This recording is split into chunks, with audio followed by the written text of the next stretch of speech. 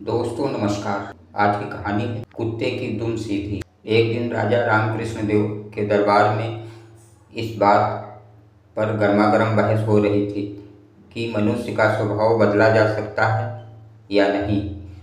कुछ का कहना था कि मनुष्य का स्वभाव बदला जा सकता है, कुछ का विचार था कि ऐसा नहीं हो सकता, जैसे कुत्ते की दुम कभी सीधी नहीं हो सकती। राजा को एक विनोद सूझा। उन्होंने कहा, बात यहाँ पहुँची कि कुत्ते की दुम सीधी की जा सकती है तो मनुष्य का स्वभाव भी बदला जा सकता है, नहीं तो नहीं बदला जा सकता। राजा ने फिर विनोद को आगे बढ़ाने की सोची। बोले, ठीक है, आप लोग यह प्रयत्न करके देखिए। राजा ने 10 चुने हुए व्यक्तियों को कुत्ते का एक एक पिल्ला दिलवाया और 6 मास के लिए हर मास 10 स्वर्ण मुद्राएं देना निश्चित किया।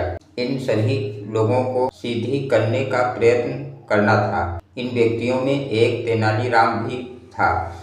शेष 9 लोगों ने इन 6 महीनों में पिल्लों की दुम सीधी करने की बड़ी कोशिश। एक ने पिल्ले की पूंछ के एक छोर को भारी वजन से दबा दिया ताकि इससे दुम सीधी हो जाए।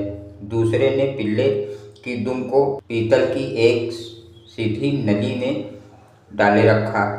तीसरे ने अपने पिल्ले की पूंछ सीधी करने के लिए हर रोज पूंछ की मालिश करवाई।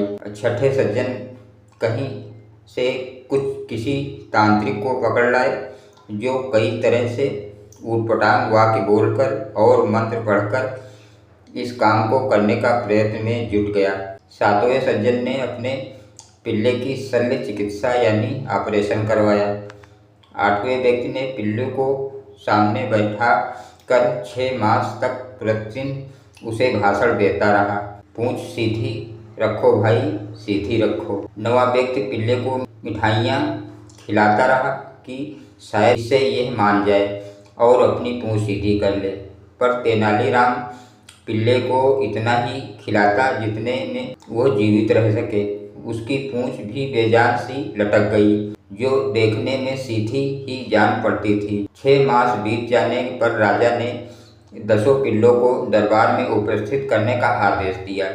9 व्यक्ति ने हट्टे-कट्टे और स्वस्थ पिल्ले पेश किए।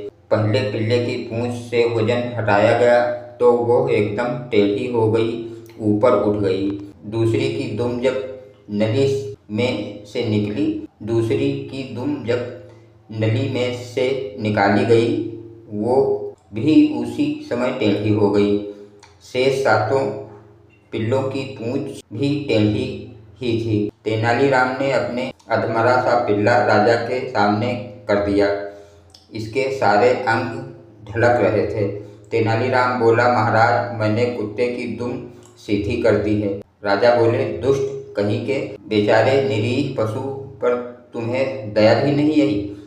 तुमने तो इसे भूखा ही मार डाला। इसमें तो पूंछ हिलाने जितनी शक्ति भी नहीं है। महाराज, अगर आपने कहा होता कि इसे अच्छी तरह खिलाया पिलाया जाए तो मैं कोई कसर नहीं छोड़ता, पर आपका आदेश तो इसकी पूंछ को स्वभाव के विरुद्ध सीधा करने का था, जो इसे भूखा रखने से ही पूरा हो सकता था। बिल्कुल ऐसे ही मनुष्य का स्वभाव भी असल में बदला नहीं जा सकता। हाँ, आप उसे काल कोठरी में बंद करके उसे भूखा रखकर उसका मुर्दा बना सकते हैं।